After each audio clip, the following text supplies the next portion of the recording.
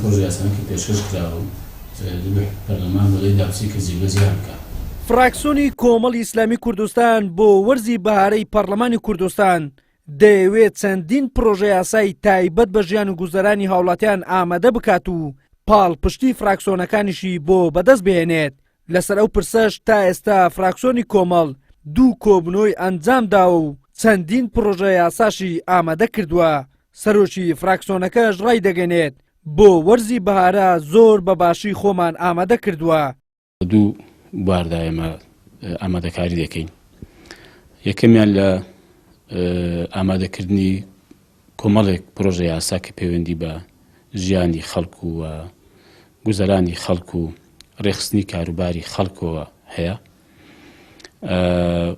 و بەرگریکردن لە خەڵکەشی بە تایبەتی هەژار و مافخوراوی ئەم وڵاتەمان.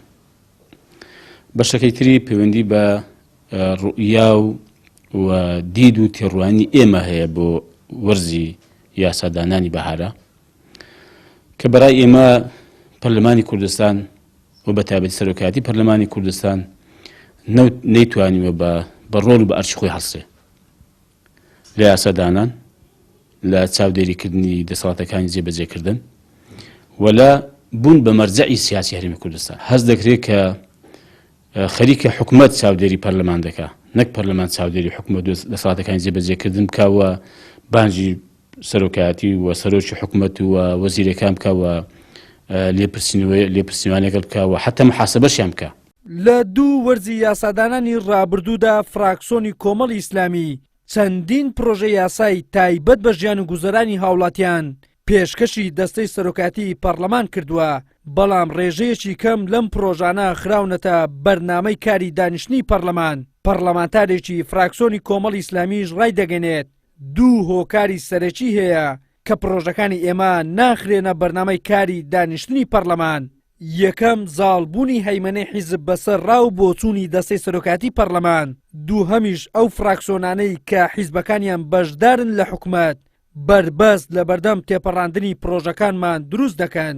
ململانەی حیزبەتی زاڵە بەسەر ڕەیەکانی دەستەی سەرۆکایەتی و فراکسیۆنەکان و هەروەها ئەو فراکسیۆنانەی بەشدارن لە حکوومەت پێم وایە و بە سەریحیش دەیڵم کە بربەست دروست دەکەن لە بەردەم پێشنیازی یاسای فراکسیۆنە ئۆپۆزیسیۆنەکان بۆ ئەوەی ببن بە یاسا، چونکە ئەوان زۆرینەنەوە بە زۆرینە و بە دەنگدان لە وەرزەکانی ڕابردوو بربەستیان دروست کردووە. هیوادارین لەم وەرزە وانە بێ پێشنیازی یاسای هەموو فراکسیۆنەکان بە یەکسانی وەربگیرێ و هەروەها هەموو فراکسیۆنەکان ڕئی باشیان هەیە.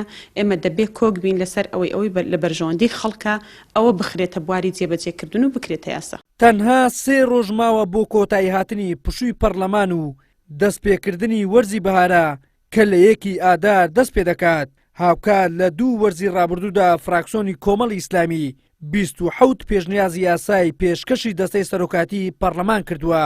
لەو ژمارەیەدا 9 پێشنیازیان خوێندنەوەی یەکەمی بۆ کراوە. گرنگترین پێشنیازەکانیش بریتی بوون لە پێشنیازی یاسای چاکسازی و پێشنیازی سندوقی خانەنشینی و پاشەکەوتی موچە و دروستکردنی سندوقی داهاتی نەوت و گاز. دوو پرۆژە یاسای تری فراکسیۆنی کۆمەڵی ئیسلامی بوونە. وەلی سەلیم، کەناڵی ئاسمانی پێم، هەولێر.